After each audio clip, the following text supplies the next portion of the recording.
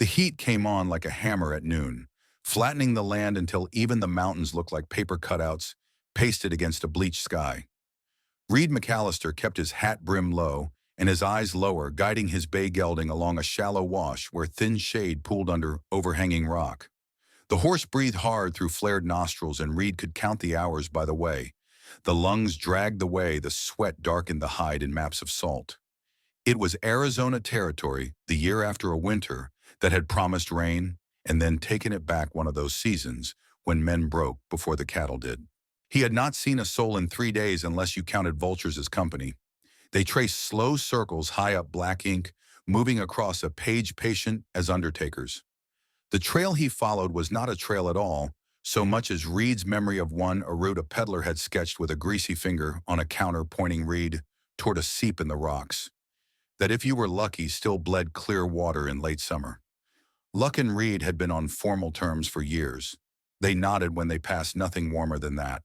The horse's name was Hallelujah, a fool's name for an animal if you asked any man in a saloon. But Reed had called him that on a night when the wind dropped and the stars seemed close enough to shoulder, and the name stuck. Hal was steady as a church door and nearly as scarred. A barbed wire line had taken a strip off his shoulder once a Mustang's kick had notched an ear, and a winter ride over ice had raised a pale seam along the cannon bone of his right foreleg. He was not pretty, but he was honest, and his feet found their way even when Reed's mind wandered, places a man did not care to linger. The wash bent and narrowed until the rock leaned together above them, throwing a cool shadow like a blessing. Reed drew rein and let Hal stand. He slid out of the saddle and felt the sun leave his spine, the relief so sharp it was almost a hurt. Everything in him ached, a low same note struck in bone and tendon. He unhooked the canteen and shook it. The sound inside was the sound of tomorrow, thin and unsure. He tilted it to Hal, first slow, and let the horse take what he dared give. When Hal lifted his head with a wet snort, Reed took a swallow that tasted of tin and dust and kept the rest for maybe later. "You and me, boy," he said, rubbing the horse's neck where the sweat dried in ridges. "One more ridge and we make camp. Then we find that seep or we sleep on our tongues." Hal flicked an ear. The shadow here held a small breeze that smelled like creosote, faint and clean. Somewhere not far, a cactus wren scolded something it did not care for. Everything else was the hush of heat and the slow settling of dust, a world held between beats. Reed pulled his saddlebags down and set them by the wall, then stripped the blanket off Hal's back to let the skin cool. The bay's ribs rose and fell in long pools, but his eye was bright and his ears easy. Reed let himself lean against the rock and tip his hat forward, planning to sleep for minutes, only to slice up the day into pieces he could carry. If he dreamed the dream was of a river that had once run wide through grass he could not name now. Green lapped at the banks, and a boy whose face he never let himself see was skipping stones that always hopped exactly 3 times. The sound that broke the nap was small and wrong, a dry drag like someone pulling a thumb through a sack of beans. Reed's eyes opened before his head moved. He looked at Hal first because that was habit. The horse had braced muscles going from slack rope to taut line. The bay's head turned toward a crack at the base of the wall where the shade went black. Reed was moving before thought arranged itself. His hand found the revolver, the way a tongue finds a missing tooth. He did not lift it yet. He listened. The rattle came thin and clean, a clock with a mean streak. Reed took one step, then another, slow, as a man walking past a sleeping dog. He did not like to shoot what he could not see, and he did not like to see what he would have to shoot. A wedge of rock jutted outward there, making a pocket where anything that wanted cool could lay up. Reed angled his body, and the rattle spooled tighter, the warning line coiling into promise. Hal stamped once, then twice. The second stamp landed too near the seam in the stone. The strike happened faster than anger, a blur that was all muscle and a head like a black triangle hinged to a whip. Reed saw the flash of the mouth and the hinge of the fangs, and then he saw Hal jerk with a sound he had never heard in all their miles. The snake vanished the way the last word of a threat sometimes does, into a hole that owed Reed no answers. The revolver was up then, but the shot was for rage, which is to say for nothing. No, Reed said, and that was prayer and curse together. The base shuddered and his legs went wrong, under him, forelegs folding half at once. Reed was at his head in 2 strides, dropping to his knees in grit that bit through cloth and skin. Hal's breath came ragged and foam rimmed his lips. Reed talked the way you talk to a frightened child who is also yourself. Easy, easy. We got you. We got you. He laid a hand on the neck and felt the earthquake there, a shiver that ran through muscle and bone, in waves the body could not get ahead of. The punctures showed as 2 dark wells in light hide above the fetlock, the skin puffing, tightening. Reed had seen a bite on a steer, once had watched the swelling run up the leg like a fire no one could stamp. He had seen a man with a foot that turned purple fast as a bruise, and the way his talk went crooked and hot before it went quiet. This was his horse. He tried to think of the things he had heard in bunkhouses and on drives, the tobacco and the whiskey, the knife and the rope. Most of it was talk men liked to hear themselves say. He unrolled a strip of clean cloth from the bag and bound above the wound to slow the flood where he could. It was a poor man's hope, but poor men learned to make do. He pressed the cloth down tight enough to make his fingers blanch, and Hal bared his teeth at the pain, but did not bite. Reed leaned his forehead to the horse's and breathed with him, as if he could loan a steady rhythm out of his own chest. His lungs felt like paper. He counted anyway. The desert listened. It was good at that. It made a space around grief and let a man hear what he said to himself when no one else spoke. Reed had kept the inside of his mouth shut for years and let the outside do the necessary work. Now words leaked because the seam had split. "Stay with me, Hal," he said. "You old sinner, you stay. I ain't done being sorry to you for every bad mile I asked." The rattle did not return. The vultures shifted their circle by a measure a man could not see if he was not looking for it. The day leaned toward afternoon, and the shadow under the rock grew fatter and softer at the edges. Reed did not notice the change first. He noticed the other thing, a sound like the idea of water braided into a voice. It was a woman singing low, and even syllables strung in a pattern Reed did not know. The tune moved the way smoke moves when the wind is not sure which way to be.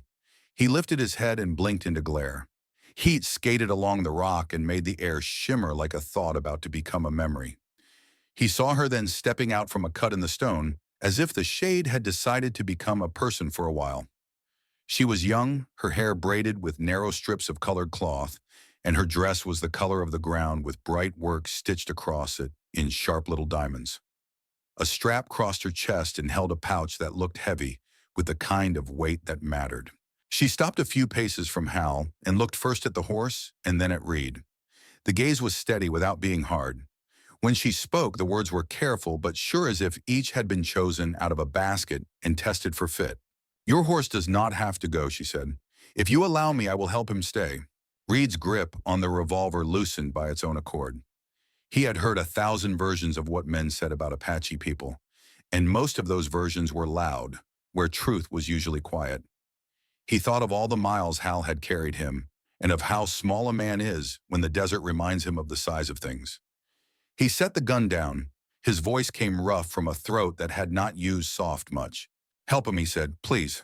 The woman inclined her head once, a nod that was pledge and acceptance, both. She knelt beside Hal, set the pouch on the dust, and opened it. What she took out made the air change, not in any way Reed could point to, only in that the world that had been one thing the moment before became another in the moment after. Reed watched as the Apache woman spread a square of cloth across the ground with the calm of someone preparing a sacred place. The dust lifted in little spirals where she smoothed the corners, and each movement carried weight as though it belonged to a pattern older than either of them. From her pouch, she began to draw the dessert itself in small pieces, bundles of brittle leaves, strips of bark, strands of pale root coiled like thin bones. Finally, a clay vial stoppered with twine caught the light with a dull gleam. She set them down in an order Reed could not read, but felt in his chest like the slow beat of a drum. He crouched low, every nerve raw with doubt and hope tangled together. Hal's sides rose and fell in desperate rhythm, foam bubbling at the corners of his mouth. The swelling in his leg climbed cruelly, veins dark as spilled ink threading toward the knee. Reed's hands had gone useless except to steady the horse's head, and even that seemed like too little against the poison running fast. The woman lifted a smooth stone round from river water long vanished and began grinding leaves against it. The sharp smell burst into the air, bitterness that made Reed's eyes sting in water. He coughed into his sleeve, muttering a curse under his breath. She did not look at him. Her hands worked steady, reducing the leaves to fragments, then breaking the bark into splinters, slicing the root into thin threads with a shard of obsidian that caught the sun. Each sound, the scrape of stone, the snap of fiber, wove into the silence until it became its own music. When the pile of ingredients was ready, she uncorked the vial and let droplets of thick sap fall onto the mixture. The resin clung sticky and shining, binding leaf and root into a dark paste that smelled sharp and strangely sweet. She lifted her eyes to Hal for the first time since beginning and gave a slight nod as if telling him to endure. Then she built a small fire with twigs gathered at the base of the rocks, coaxing flame until it licked steady. A flat stone went onto the coals and she set the mixture upon it. Smoke rose in pale ribbons curling over horse and man alike. Reed felt the hair on his arms prickle, though the day was still burning hot. The smoke blurred the harsh light, softening the desert into haze. Hal shuddered once his breath catching. Reed pressed a hand to the gelding's neck, whispering low, "Easy, boy, easy." He had stopped believing in prayer years ago, but the words felt close to it now. When the paste hissed to the right thickness, the woman lifted it with a strip of cloth and carried it to Hal's wound. Reed's body tensed as Hal jerked, teeth flashing at the sting, but she pressed the medicine firm against the punctures. Her voice dropped into a murmur, a rhythm that rode the horse's shallow gasps. "Stay," she told him in her tongue, and though Reed did not understand the syllables, the intent in them was as clear as water. She did not stop there. From another sachet, she shook fine red powder and traced a circle around Hal's leg. It glowed faint against the dust unbroken. Reed's breath caught at the sight. The circle seemed no idle mark, but a wall set between the living and the dying. She placed her palms lightly on the swelling and closed her eyes. The chant that followed rolled low, carrying the weight of voices older than hers. Now and again, an English word cut through life, strength, return, woven into the flow like bright beads in dark thread. Reed stared, torn between awe and disbelief. Bullets could not stop poison, but maybe this could. Hal's spasms, dulled, not gone, but softened his breathing less ragged. Reed's heart lurched at the change. His hand slid from revolver to empty dust fingers, curling as if ashamed. For the first time in years, he let silence carry him instead of fighting it. The woman's chant and the smoke filled the space until even the desert seemed to pause. Reed realized then how thin his pride had been, how hollow his doubts. He had no choice but to believe, because belief was all the desert left when it had taken everything else. "Isla," that was the name she whispered. When Hal's trembling eased, opened her eyes and looked at Reed. Her voice, low and sure, cut through the heavy air. "The medicine holds his body," she said, "but his spirit must hear your call. Give him reason to stay." The words struck him harder than any bullet. Reed's throat closed, his chest clenched. When had he last spoken anything true out loud? Not at his brother's grave, not on the long night since. He bent low until his forehead rested in the damp hollow of Hal's neck, the smell of horse and sweat rising like something holy. "I'm here, boy," he whispered. His voice broke on the words. "I'm here." The woman's chant steadied beneath him, a heartbeat to lean against. Reed dragged breath into lungs scraped raw and began to speak first of loss, of the folded flag handed to his mother, of the ranch he left behind, of the nights under open sky when only hooves kept him sane. He spoke of fear and flight of the gulch where men had come with guns and rope, and how Hal's charge had saved him from being bones in the sand. The words poured now, rough, unstoppable. "You're not just a horse to me," he said, voice collapsing to a whisper. "You're my family, the last piece of me left. Don't go. Don't leave me. Stay." Hal stirred, faint but certain, an ear twitching toward his master's voice. Reed choked on a laugh that was half sob, pressing his forehead deeper into the warm hide. "Blaze, stay with me." The chant softened to a hush. The desert held its breath. Somewhere far off, a hawk cried into the evening, sharp and fierce. Reed clung to the sound, to the trembling heartbeat under his palm, to the truth that for the first time in years, he was not alone. The desert leaned into evening, its colors bruising from copper to purple, as the sun slipped low. Reed had lost all sense of time, measuring the world only in the shallow pulls of Hal's breath beneath his hand. Each rise of the horse's chest felt like a thread frayed, but holding and Reed clung to it as if it were the last rope between him and the abyss. Ayla sat across from him, her hands resting lightly against Hal's wound, her posture calm as stone. Her chant had faded into silence, but the echo of it seemed to linger in the air, woven into the smoke that drifted from the dying fire. The red circle she had drawn lay unbroken around the swollen leg, a faint glow against the dust, as if it carried its own quiet flame. Reed did not dare move. He was afraid even the scrape of his sleeve might break whatever fragile balance held the horse to life. When words finally rose in him, they came soft, raw from use. "You remember that winter up north," he murmured to Hal, his voice carrying the weight of memory. "We were snowed in 3 days. No feed but what we dug out with our own hands. Thought we'd both freeze solid before the thaw. But you stood, didn't you? You stood against the wind and I leaned on you like you were the only wall left in the world. You got me through then. Get me through now." Hal's ear twitched faintly, a movement so small Reed might have imagined it, but he seized on it like a drowning man on driftwood. His throat tightened and more words spilled. "I never told you," he said, the sound breaking, "but you've carried more of me than I ever gave back. Every mile I couldn't face, you faced. Every night I couldn't sleep, you stood guard. You're the reason I kept moving west when the world gave me no reason at all." His forehead pressed to the horse's mane, tears streaking mud down his cheeks. "I can't bury another brother, not in you. So stay. Stay because I need you and because you're too damn stubborn to quit before me." Ayla's gaze softened as she watched him, though she did not interrupt. She understood that this was the medicine the plants could not give, that the man's voice laid bare at last was the other half of the cure. Her people had long known that healing did not belong to herbs alone, but to the heart finding what it had hidden. The wind shifted, carrying the smoke upward in thin veils.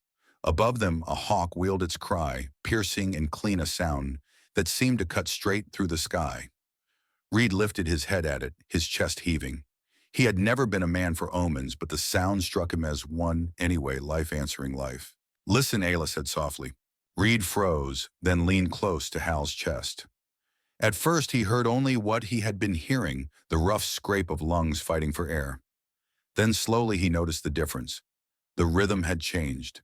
The frantic rush had eased into something steadier, fragile but holding. Hal's body still trembled, but the violent spasms were gone, replaced by smaller waves that seemed to be receding. Reed's hand shook as he pressed it to the gelding's neck. "That's it, boy," he whispered. "Breathe. Stay with me." Minutes blurred into hours, the sky above sliding from wine red to indigo. The first stars pierced through like nails set in velvet. Reed felt each breath Hal took as if it were a gift, handed carefully from one world to another. At last Hal stirred, not in the jerking of poison, but in the uncertain shift of a creature testing itself. His eyelid fluttered, then lifted just enough for a dark, clouded eye to meet Reed's face. The sound that left his throat was neither whinny nor groan, but something between a soft, breathy note like a word almost spoken. Reed's chest broke open. He choked on a laugh that bent into a sob, clutching Hal's neck. "Blaze," he said again and again, because he could not stop. "Blaze." The horse's head turned faintly toward the voice, the small, stubborn gesture costing him strength but declaring choice. Ayla smiled, then not in surprise she had not doubted, but with quiet satisfaction, as though watching a seed push through soil at exactly the right time. Reed bowed over his companion, tears and laughter mingling until his body shook. "Thank you," he said to everything, the woman, the horse, the dessert, even the sky. "Thank you for not leaving me." Ayla's eyes held him in silence, and when she finally spoke, her words carried both tenderness and command. "He is strong," she said. "So are you. You gave him the words he needed." Reed wiped his face with the sleeve, already filthy, smearing mud into darker streaks. "I didn't know I still had them in me," he admitted, voice small. "They were waiting," she replied simply, like water under stone. Night gathered in full around them, the desert alive again with sounds, coyotes calling insects, thrumming the whisper of wind through cactus spines. Hal exhaled a long, steady breath, the kind that carried more promise than any speech. Reed leaned against him, spent but no longer hollow, and for the first time in years, he did not feel alone beneath the stars. The night stretched deep and long, stitched with the pulse of stars that seemed closer than rooftops. Reed sat slumped against Hal's shoulder, too emptied of fear to sleep, but too wrung out to move. Every now and then, the horse shifted a twitch in the flank, a tremor in the leg, and Reed would jolt upright, hand braced as if the world might vanish if he didn't hold fast. Yet each time, the rhythm of breath steadied again, stubborn as the desert itself. Isla tended the fire with small motions, feeding it twigs and bark, that gave off little flame, but enough warmth to keep the smoke curling. Her silhouette moved like part of the rocks and shadows her hair, catching stray sparks of starlight as she bent to stir the embers. There was no hurry in her body, no panic. She carried herself with the same certainty she had shown from the first word. Reed's voice cracked when he finally spoke, more to fill the air than to expect answer. "I used to think silence was my only friend," he said. "Years of it dragging behind me like a saddle I couldn't set down. But it's different tonight." Ayla looked over her eyes, catching glints of firelight. "Silence is not enemy," she said simply. "Silence is where the land speaks." Reed chewed on the thought like tough meat. The land had spoken plenty to him, dust storms, drought graves, but he had never thought to listen for anything else. He shifted his gaze to her pouch, still lying open beside her knee. "What you did," he said, his tone carrying both disbelief and awe. "I've never seen anything like it." She touched one of the bundles with the tip of her finger, careful as if it might burn. "These plants are old friends," she replied. "They do not speak in your tongue, but they answer if you know how to ask. My mother taught me. Her mother taught her. The desert teaches if you live close enough to hear." Reed let out a long breath. In border towns, men spat words about Apaches as if spitting out poisoned savages, raiders, shadows in the rocks. But here before his eyes sat a woman who had steadied his horse, and more than that, opened the locked gate of his own grief. "You know what men say," he admitted quietly. "What they call your people." Ayla's face did not harden, though her eyes deepened. "I know," she said. "We hear the names. But words are not always truth." She tapped her chest lightly. "Truth stays here." Reed nodded slowly, shame biting at the back of his neck. He had believed those saloon tales without question because they were easier than doubt. Tonight had carved that belief down to dust. The hours thinned. Coyotes called their cries, rising and falling like flutes carried on the wind. Hal stirred again, this time with more strength, shifting his weight and snorting as if testing his lungs. Reed jumped to his feet, crouching low, hand brushing the gelding's mane. "That's it, boy, easy." The swelling on Hal's leg had not gone, but the angry veins had retreated, dark roots pulled back from their climb.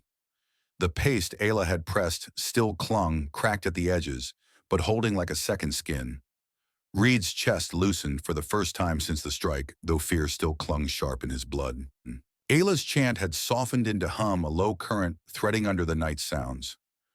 Reed listened, realizing it soothed him as much as it steadied the horse.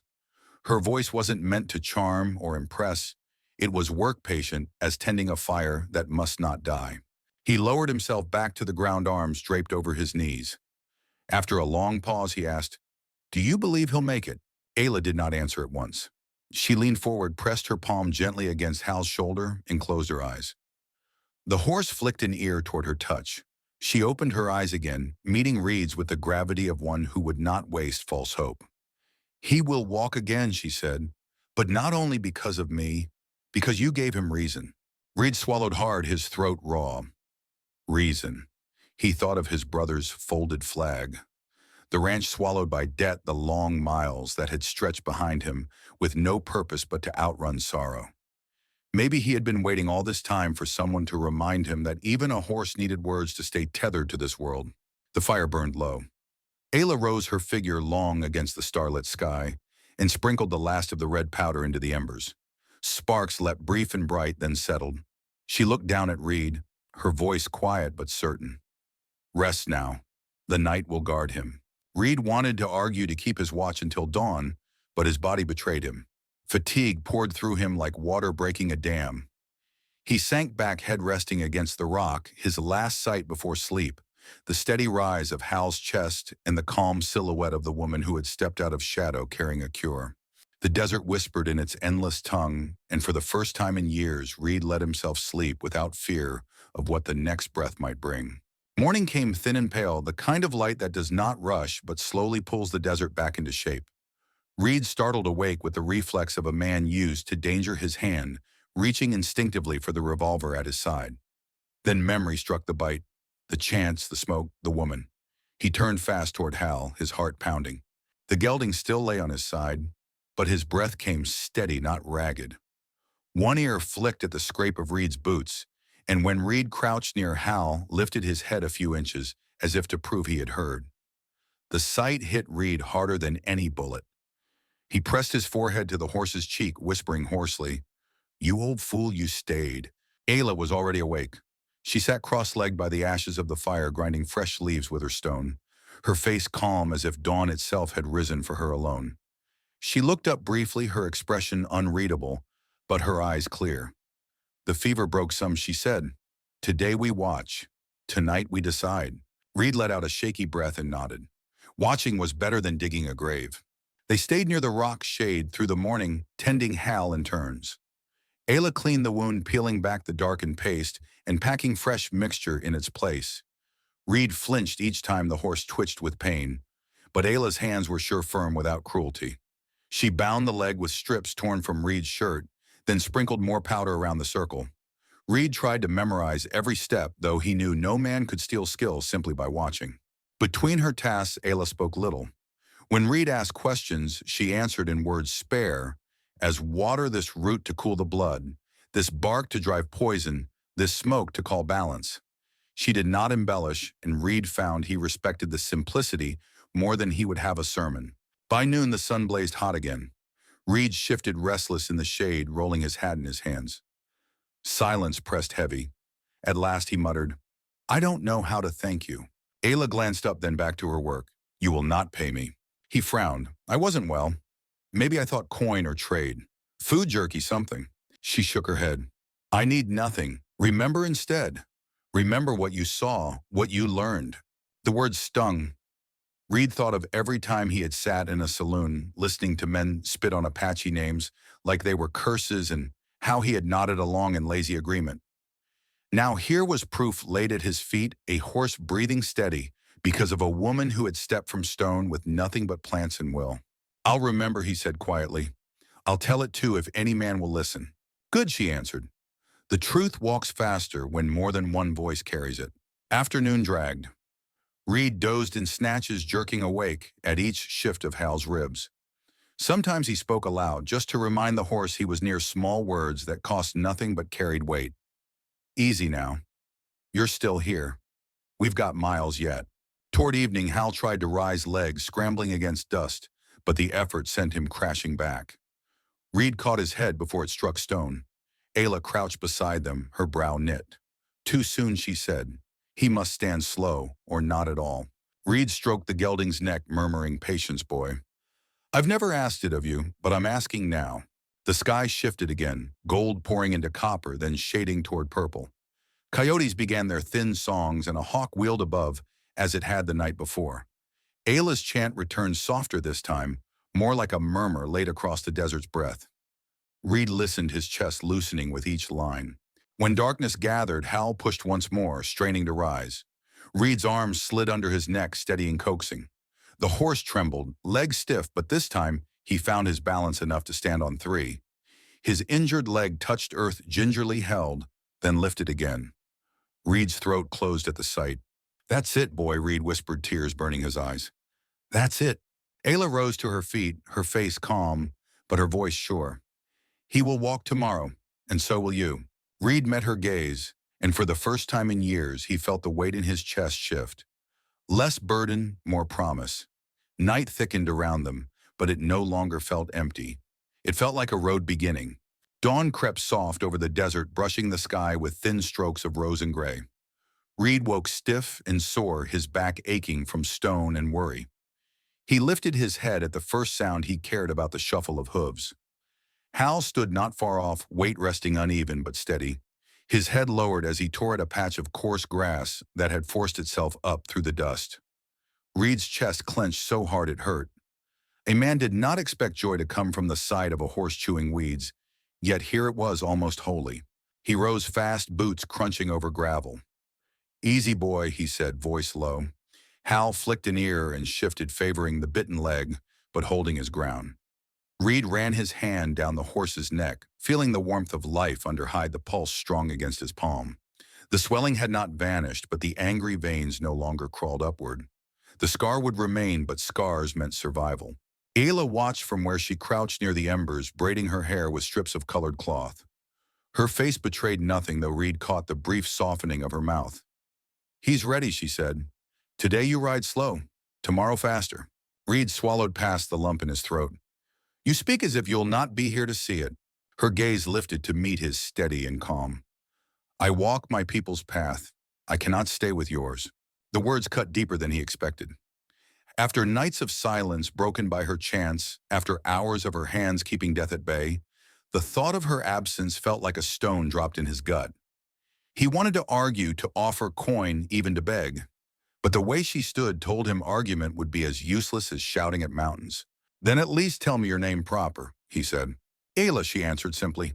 He let the syllables rest on his tongue, foreign yet grounding, like the first swallow of water after thirst.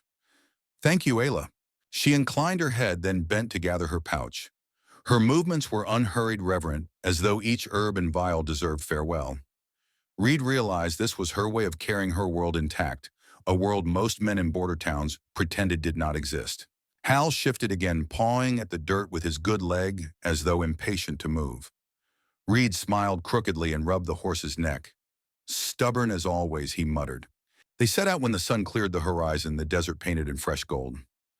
Reed walked at first, leading Hal by the reins to spare the injured leg. Ayla walked beside them for a while, her moccasins leaving light prints that the wind soon began to erase. Reed found himself speaking more than he had in years. Not stories exactly, bits of memory offered in uneven pieces. About Texas nights before the war, about cattle drives that broke men, about the border road where Hal had saved his life. Ayla listened, her silence neither cold nor indifferent, but the kind that gave space for words to stretch. When she did speak, it was in careful English, sometimes pausing to search for the right word. "My people move camp often," she said once, "not for choice, but for soldiers. They say the land is no longer ours, but land does not forget us." Reed glanced at her, the shame still hot when he remembered every careless slur he had accepted from other men. "The land remembers," he said quietly. "Maybe better than we do." Ayla looked toward the horizon, her face unreadable. "Sometimes remembering is all we can do." They reached a ridge by mid-morning. Beyond it lay a shallow basin, where, as promised, a trickle of spring seeped from under stone. Green weeds clustered around the wet earth, a rare mercy in a land of dust. Hal lifted his head, nostrils flaring, and tugged the reins forward. Reed laughed aloud. The sound cracked, but real. "You smell it, don't you, boy?" Together they descended to the water. Reed let Hal drink in turns, pulling his head up between swallows the way old vaqueros had taught him. Then he knelt to cup water in his own hands, letting it wash dust from his mouth and throat. Ayla stood apart, watching the horizon as though listening for something Reed could not hear. When Hal finished, Reed stripped the bandage from the leg and cleaned the wound with careful fingers, pouring water slow over it. The smell of the paste rose sharp again, but the swelling had eased. He packed the mixture back in place, binding it firm. Hal stood steady, ears twitching at flies, patient, as if he knew healing was a journey, not a moment. Reed sat back, wet dust clinging to his knees. He looked up at Ayla, the question pressing though he feared the answer. "Will I see you again?" Her eyes softened, but her words were measured. "The desert is wide. Our paths cross if they must, not before, not after." He wanted to reach for her, to anchor her to this small circle of water and dust where something new had been born, but he knew better. The desert did not allow a man to claim what was not his. "Then I'll carry your words," he said, "wherever I ride." "Good," she replied. "Then my work is not wasted." As the sun climbed higher, she lifted her pouch and tied it across her chest. Hal grazed weak but steady by the seep. Reed felt the moment coming, the parting already tightening in his chest. Ayla stepped away, first her figure long against the bright horizon. Each step she took seemed to pull a thread from Reed's chest, leaving both ache and gratitude. He watched until her shape blurred into the shimmer of heat until only her song seemed to ride the wind, a low, steady hum, half memory, half promise. Reed turned back to Hal, laying his hand against the horse's scarred neck. "We're not done, old friend," he whispered. "Not by a long mile." Hal flicked an ear, snorted once, and lowered his head to drink again. The desert was wide, but for the first time Reed did not feel lost in it. He felt carried, as if the land itself had decided to give him back a reason to keep moving. The days that followed stretched like a new kind of trail, hard but no longer empty. Reed and Hal moved slow, measuring each mile by the horse's healing step. The limp lingered, yet with every sunrise Hal bore more weight on the bitten leg, and Reed's hope grew in rhythm with the hoofbeats. He talked often, sometimes to the horse, sometimes to the silence. The words came easier now, as if once freed they refused to go back into hiding. In border towns, men asked about the scar. Some laughed, saying a snake had nearly ended the beast. Reed never argued. He would tilt his hat back, sip his drink, and nod toward the dark mark on Hal's leg. "Not as much as it might have been," he'd answer. If pressed, he told the story plain, no embellishment, no swagger about the bite. The herbs, the chance, the woman who walked out of stone. Most men shifted uneasy when he spoke her name. Apache, they muttered, as if the word itself carried danger. Reed let them think what they would. His proof stood tied outside every saloon door, breathing steady scar, catching the light like fire in glass. More than once silence followed his telling. Silence thick enough for a man to wonder what else he had been wrong about. Years ripened, then blew away like mesquite seeds on the wind. Reed's hair silvered and Hal's muzzle too, but the scar on the horse's leg never changed. Reed came to touch it often the way other men fingered rosary beads. It reminded him not of fear, but of the night when both horse and rider had been given back to the world. On quiet evenings under skies crowded with stars, Reed sometimes thought he heard Ayla's voice on the wind. A low hum, half memory, half promise, threading through cactus spines and over rock. He never called it miracle out loud. He called it truth, the kind men carried when they stopped running from it. He never saw her again, though he looked for her shape on ridges and among campfires.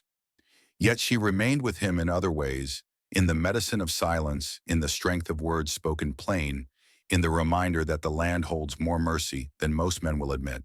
When strangers around a fire asked for a tale, Reed told this one. He told it not to impress, but to remember.